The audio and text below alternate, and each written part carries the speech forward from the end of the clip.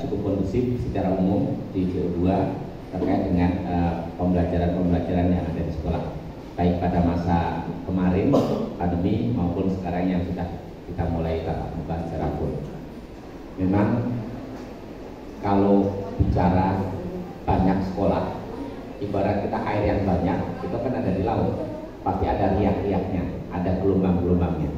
Itu suatu hal keniscayaan, tapi mudah-mudahan riak-riak gelombang-gelombang yang ada itu bisa kita atasi, karena bukan tujuannya kita untuk membesarkan riak-riak tersebut, tapi bagaimana kita mengatasi dengan secara simpel, secara sederhana, kemudian selesai tanpa menjawab ke tempat lain.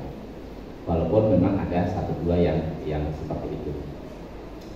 Yang ingin saya tekankan, Bapak Ibu, kalau kita sama-sama ASN, aparatur sipil negara, itu kan ada kelompoknya PNS, ada kelompoknya P3K, ada kelompoknya KKI, ada kelompoknya honor murni. Karena honor murni kan dibayar oleh bos, berarti APBN. Berarti orang yang dibayar atau digaji oleh uang negara, baik judulnya APBN atau APBD, dikategorikan sebagai ASN. Berarti kita bekerja dibiayai oleh pemerintah. Terkait dengan itu, maka kita bisa disebut sebagai wakilnya negara atau yang memerintah negara dan pemerintah. Maka kita sebagai kepanjangan tangan dari pemerintah secara struktur. Maka apa yang kita lakukan, apa yang kita perbuat selama kita bertugas, bahkan melekat pada dua tugas yang namanya di unsur pendidikan, itu standarnya lebih tinggi. Di TV, di media massa yang lain ada pelanggaran ASN tapi juga pendidikan. Reaksi masyarakat ya tetap reaksi, tapi tidak sebesar kalau orang itu bekerja di lingkungan pendidikan. Itu standar kita cukup tinggi. Ya kan banyak kan beberapa waktu yang lalu ada kan teman saya lah, namanya kalau nggak ada yang mampu temannya lah. Teman saya berbuat salah, tapi karena salahnya di dunia pendidikan, di sebagai pendidikan, maka luar biasa. Padahal ASN yang lain juga mungkin tetap sama salahnya. Apalagi yang Bapak Ibu ampuh adalah pendidikan agama. Itu lebih tinggi lagi dibandingkan yang kayak saya, kalian yang lain yang bukan pendidikan agama. Itu lebih tinggi lagi. Maka saya minta dengan sangat Bapak Ibu menjadi guru, menjadi ASN, jadi guru agama, itu tidak hanya sekedar amanah. Amanah itu hukumnya wajib. Apa yang Bapak Ibu emban itu amanah itu wajib. Tapi saya minta tidak sekedar amanah, tapi semua perbuatan yang Bapak Ibu yang kita lakukan adalah bisa dipertanggungjawabkan. Kepada siapa? Kepada pemberi SK. Bapak Ibu ngajar di kelas berapa? SK-nya kepala sekolah. Maka harus bisa dipertanggungjawabkan kepada kepala sekolah. Bapak Ibu bertugas. Yang kedua, harus bisa dipertanggungjawabkan kepada publik. Baik publik tertentu berarti internal sekolah maupun publik secara benar-benar publik umum. Itu harus Bapak Ibu bisa bertanggungjawabkan. Kemudian yang ketiga, harus bisa dipertanggungjawabkan apa yang kita perbuat kepada Allah Subhanahu wa taala yang Maha Kuasa. Kalau kita bisa mengambil hikmah itu, bisa menjalankan itu, insya Allah kita semuanya aman. Kan doanya kita nggak banyak-banyak kan. Doa sebagai ASN kan Pak, bisa menyelesaikan tugas sampai dengan pensiun. Selesai, nggak ada panggilan-panggilan, nggak ada permasalahan. Itu paling sederhana. Bagi kita selaku ASN tidak ada permasalahan sampai nanti pensiun. Kalau sudah pensiun, kita sebagai anggota masyarakat. Nah, itu. Bapak Ibu pahami, dalam satu keluarga itu kan sering ada riak juga kan. Diskusi antara bapaknya, ibunya, anaknya ada beda pendapat. Kalau beda pendapat dalam keluarga itu hal yang wajar. Yang penting diselesaikan secara damai, secara adil. Bukan langsung ke tetangga itu tuh suami saya begini kan sama dengan membarai keluarga sendiri. Bapaknya ngomong itu si istri saya ini aku marahin. Yang paling enak kalau anak curhat ke bapaknya, Papa, itu emak cerewet mulu, ganti emak yang melulu lagi. Wah, yang seneng bapaknya baru. Nah, ini jadi internal sekolah. Selesaikan. Jadi kalau bapak ibu punya permasalahan sekolah, selesaikan sekolah. Kalau enggak, secara berjenjang ke atas. Nah, enggak langsung ke atas, tapi secara berjenjang. Insya Allah semua permasalahan selesai. Kembali kita sebagai ASN, kita dibiayai, digaji oleh APBD atau APBN, maka kita harus tegak lurus dengan aturan yang ada. Kita tidak boleh berseberangan. Barangkali aturan itu tidak sesuai dengan hati kita, maka kita tidak boleh keluar di luar. Karena apa? Kita sebagai wakilnya dari pemerintah, minimal kita hanya diam. Di ajaran agama kita kan disampaikan, kalau bisa larang kejahatan itu, larang. Kalau nggak bisa larang secara langsung, ingatkan. Kalau diingatkan juga kita nggak berani, ya minimal ya. Maka segala sesuatunya itu ada tahapannya. Maka dalam hal ini Bapak Ibu, saya minta jangan terjebak hal-hal yang seperti itu. Jadi kalau memang nggak sesuai dengan kebijakan yang ada, ya minimal dia, tapi tidak mengubah ke tempat lain. Kemudian yang berikutnya, benar secara umat Islam yakin ini benar, enggak salahkan, tapi juga perlu dipertimbangkan waktu, tempat, dan momennya, tepatnya di mana. Jadi tidak semuanya pure bisa. Ibarat kayak tadi, permasalahan ya, tapi jangan sampai ke orang umum bisa bisik-bisik, bisa datang. Jadi waktu, tempat, momen itu ikut menentukan. Bukan menyalahkan, bukan tidak percaya dengan ajaran agama kita, tapi waktu dan tempatnya itu. Jadi ingat, kita sebagai ASN, kita harus tegak lurus dengan aturan bagaimana ASN. Ya. Jadi kita sebagai ASN dibiayai, apalagi di kayak gini, bangunan sekolah negeri, kita tidak bisa lepas dari itu. Loyalitas Bapak Ibu jangan kepada perorangan, tapi loyalitas adalah kepada jabatan. Siapapun kepala sekolah Bapak Ibu wajib loyal kepada kepala sekolahnya. Yang sudah lewat, ya sudah lewat. Sebagai pelajaran pegangan, tapi ada yang lebih baru lagi. Jadi bahasa saya yang agak di hati kita, bukan kepala sekolah. Era gubernur, yang paling sederhana era gubernur, yang paling dekat era Pak Anies. Pak Anies mazhabnya seperti apa? Bahasa teman-teman saya beda mazhab. Nah, sekarang Pak Heru mazhabnya beda. Kalau kita hari ini masih pegangan mazhabnya Pak Anies terus, dorong. Bukan kita pelin-pelan, bukan kita nggak punya pendirian, tapi kita menyesuaikan mazhab. Bahasa paling halus menurut saya itu. Begitu mazhab Pak Anies, maka kita harus ikut mazhabnya Pak Anies. Begitu sekarang Pak Heru, kita harus ikut mazhabnya Pak Heru tanpa menjelek-jelekan yang sudah. Nanti tahun 2024, gubernurnya Purwanto misalnya, nggak mungkin tapi ya. Amin. Si X, maka ya ikut mazhabnya si X itu tadi, kita aman. Jadi kita harus bisa. Jadi bukan kita pelin-pelan, bukan kita nggak punya pendirian, tapi kita harus ikut mazhab yang ada. Dan dunia pendidikan idealnya tidak ada kaitannya dengan politik. Maka Bapak Ibu yang ada di sekolah itu tidak ada kaitannya dengan politik. Bapak Ibu jangan sampai terseret ke dunia politik. Saya juga berusaha untuk tidak masuk dunia politik. Walaupun di jajaran saya di eselon 3 atau di sistem eselonisasi itu saya menjadi dampak tidak langsung dari politik. Yang menjadi komunitas politik itu adalah eselon 2, wali kota, kepala dinas, kepala badan.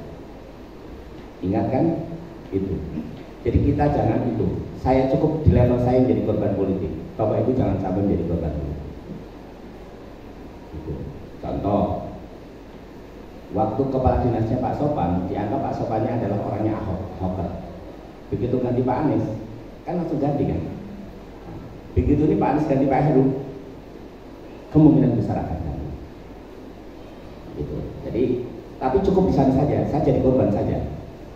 Terdampak tidak langsung masuk korban. Siapapun kepala dinasnya nanti kan akan mencari siapa yang bisa kerjasama. Kalau nggak bisa ikut mazhab yang baru, pasti akan nanti saya nggak akan di situ bahwa udah cukup di level saya, kepala seksi, kasatlan, ngawas, kepala sekolah, nggak usah ikut-ikutan. Jadi ini kembali kita sebagai ASN, pesan saya Bapak Ibu sebagai guru agama, jangan sampai terpancing baik di sekolah maupun di luar sekolah, karena tahunnya tahun panas menjelang 24. Walaupun Bapak Ibu tidak di sekolah, tapi tadi yang seawal dari standar kita tinggi banget. Sama-sama ASN tinggi kalau di pendidikan, sama-sama sebagai guru lebih tinggi lagi kalau guru agama. Ini wanduan saya. Maka dalam MGMP ini saya minta dirumuskan bagaimana caranya supaya kita semuanya aman, kita bisa menyelesaikan tugas kita sampai kepada masa pensiun aman. Ya. Kemudian yang berikutnya, Bapak Ibu tidak sekedar aman sendiri, tapi Bapak Ibu harus menciptakan aman juga di lingkungan sekitar Bapak Ibu. Aman di sekolah, aman di masyarakat, aman di keluarga Bapak Ibu. Saya yakin secara detail Bapak Ibu bisa menerjemahkan. Jadi saya tidak ingin terulang kembali, walaupun Bapak tahu persis lah ayatnya benar, tapi jangan disampaikan di sekolah. Contoh, haram hukumnya memilih pemimpin kafir. Di WA saya masih ada. Lagi heboh-hebohnya hari Selasa, hari Rabunya, memang ada kajian itu di masjid. Masjid itu, tapi jangan salah, masjid itu di sekolah. Sekolah itu ada sekolah negeri. Nah, maka itu jadi yang saya sampaikan tadi, waktu, tempat, momen itu menjadi pertimbangan Bapak Ibu supaya nggak kepleset. Ya, saya juga nggak mau kepleset, Bapak Ibu juga jangan sampai kepleset. Nah, jadi nyikapi dengan baik, ya, sikapi dengan baik. Bagaimana caranya? Dan karena kita di sekolah negeri, nah, kita diajarkan untuk toleransi, tapi toleransi jangan kebablasan kayak tetangga saya tetangga jauh, tapi sekitar orang Jogja dan orang Jogja dan sekitarnya itu sangat toleransinya kebablasan. Bapaknya agamanya, misalnya teman saya contohlah, ada yang berpensiun, bapak saya temennya agamanya X lah, anaknya ada yang A, ada yang B, ada yang C, agamanya berbeda. Begitu bapaknya meninggal, ibunya balik lagi kasusnya. Sehingga itu kan menurut toleransi kebablasan. Di sekitar Jogja dan sekitarnya banyak toleransi kebablasan. Tapi kita insya Allah yang di luar itu, yang di Jakarta utara khususnya, enggak toleransi kebablasan. Tapi namanya toleransi itu harus. Jadi kalau kita dengan yang berkeyakinan lain, ya kita toleransinya sebatas itu. Dan saya juga tidak merasa bagaimana yang berbeda keyakinan pasti akan berbuat tidak baik dengan saya. Enggak bisa dipukul rata. Pengalaman pribadi saya, awal saya jadi guru, saya ditolong untuk menggantikan orang yang beda keyakinan dengan saya. Saya sering komunikasi. Awalnya saya PPL, terus suruh ganti dia karena dia cuti mahil. Setelah itu nyambung terus. Tapi ternyata saya di rumah beliau, ibu-ibu, justru sholat saya lebih disiplin. Sudah aja sholat di belakang, sajadahnya sudah saya siapin. Belum tentu kalau saya yang sesama muslim belum tentu ngingetin. Maka tidak bisa dipukul rata. Ya, maka itu bahwa kita tidak boleh membenci pada etnis tertentu, pada golongan tertentu, tapi kembali ke pribadi. Waktu mau kosana, awas hati-hati. Kalau di Mekah ketemu orang yang gede itu pasti kita akan besar-besar. Tidak, ternyata dia malah melindungi orang-orang yang kecil-kecil kayak saya. Kadang-kadang ada yang bahasanya dengan kita malah desek-desek, malah menjadi ada juga. Jadi kita nggak bisa pukul rata. Jadi terkait dengan toleransi, terkait dengan persepsi kepada orang-orang yang berbeda dengan kita, itu jangan terlalu dari situ. Ya, jadi tolong amankan Bapak Ibu sebagai ASN, perwakilannya pemerintah, dan di bidang studi agama itu yang gampang sekali diplesetkan oleh orang lain. Jangan sampai kita kepleset hal itu. Bapak Ibu, pada waktu kebinekaan di dinas pendidikan yang hari pertama yang diundang siapa dulu Pak? Kepala sekolah apa guru agama itu ya? Ya, yang yang bukan Pak Boy Rafli. Yang hari kedua yang Pak Boy Rafli. Yang hari pertama yang Brigjen siapa misalnya Pak Nur siapa? Guru agama ya. Nah, ini saya ingin tanya sebenarnya. Tadi ingin ketemu duluan, tapi karena saya terlambat ya tuh ketemu. Kalau menurut nalar saya itu benar, Bapak narasumber itu. Tapi secara akidah saya minta dibetulkan juga secara Bapak Ibu. Boleh nggak saya ngomong? Saya nyontek narasumber yang ada di Dinas Pendidikan. Pada waktu bilang, sepakat ya Tuhan hanya satu ya. Yang beragama ini Tuhan satu. Kenapa? Kalau Tuhan lebih dari satu pasti bentrok. Satu matahari pinginnya terbit dari timur, satu pinginnya dari barat. Gitu. Contohnya seperti itu. Kalau nggak ingat, kalau nggak lupa saya. Maka satu. Cuma beda penyebutan. Maka secara akidah saya minta pemahaman dari Bapak Ibu. Pemahamannya. Jadi contoh kalau di sini saya aja lah biar nggak tersinggung. Purwanto. Nyebut Purwanto. Anak saya mungkin nyebut saya Bapak. Istri saya mungkin ya yang Beb. Anak adik saya mungkin nyebut saya Pak D. Anak kakak saya mungkin menyebut saya Om atau Pak Le. Bahasa Jawa, Paman dan seterusnya. Itu tapi orangnya kan satu. Nah, kemarin yang dicontohkan itu kita menyalahi nggak secara akidah bahwa kalau Islam menyebutkan Allah, kalau Kristen menyebutkan Tuhan, kalau Hindu ya Sang Hyang Widi Wasa. Tapi yang berkuasa, cuma bedanya Islam begini, Kristen begini, Hindu begini dan lainnya. Itu saya ingin berguru ke Bapak supaya saya juga nggak berani ngomong cuma kalau secara nalar iya, tapi secara keyakinan apakah diizinkan kita seperti itu yang ingin saya tanyakan. Mudah-mudahan nanti Bapak Ibu bisa diskusi, jawabannya bisa di WA saya berguru, saya nggak malu-malu. Kalau saya nggak bisa, saya nanya buat apa saya malu, memang saya nggak bisa.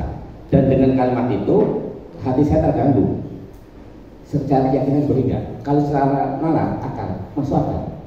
Gitu. Maka nanti tolong ya PR dari saya tadi Pak Amali yang punya ya. Nanti tolong dulu ya saya. Boleh nggak secara akidah? Gitu. Kalau nggak boleh berarti kan nggak boleh disampaikan vulgar seperti itu. Tapi dalam toleransi, dalam menjaga kerukunan, kebinekaan kita dengan cara-cara yang berbeda. Kalau itu secara akidah, ya itu masuk akal banget. Itu yang ingin saya diskusikan. Ya, itu. Nah, jadi Bapak Ibu, saya yakin selama sudah baik, kemudian sudah ada walaupun nggak ada ujian nasional, tapi saya yakin ada kesetaraan semacam penyeragaman lah walaupun nggak seragam. Kalau zaman saya jadi guru kan dulu ada NGMB seperti ini kan menyusul bahan ajar yang kelas 10 seperti apa, yang 11 seperti apa dan seterusnya, sehingga di situ ada kita bisa diskusi materi-materi apa yang mestinya harus seperti apa. Maka walaupun tidak ada ujian nasional, tapi itu perlu Bapak Ibu karena untuk saling membantu. Jadi saya ibaratkan kalau tim seperti ini adalah kesebelasan. Kalau kesebelasan bola, nggak ada semuanya yang harus ngegulin nendang ke gawang lawan, semuanya nggak ada. Itu namanya harus ada pembagian.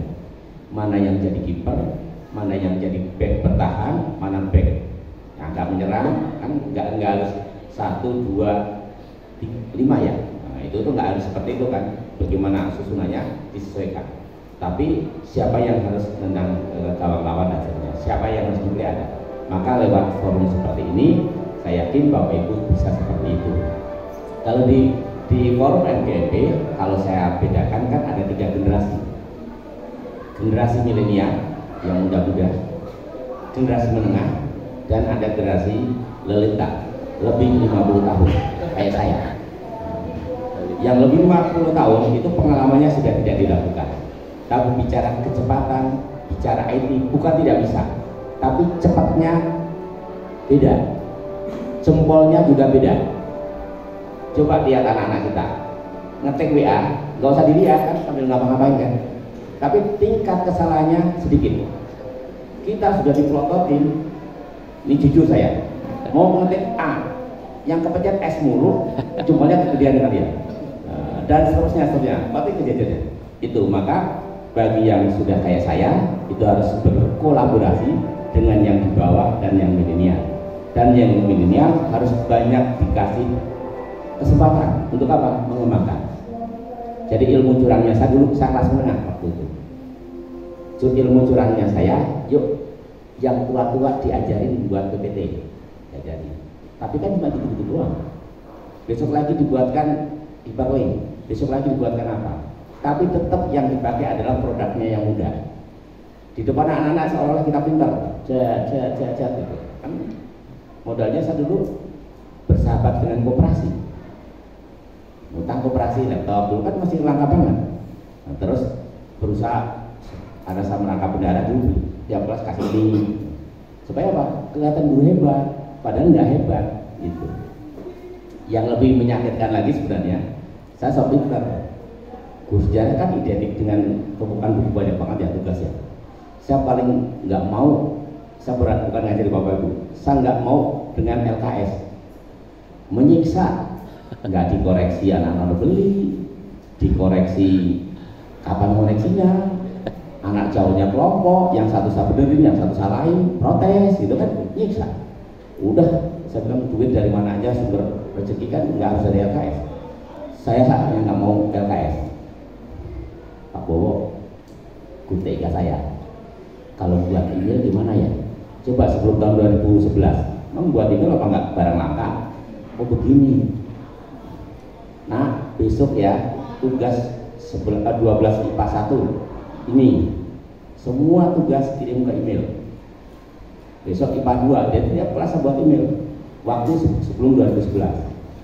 Kata murid saya, Pak Guru saya pintar banget ya. Padahal saya cuma bisa itu.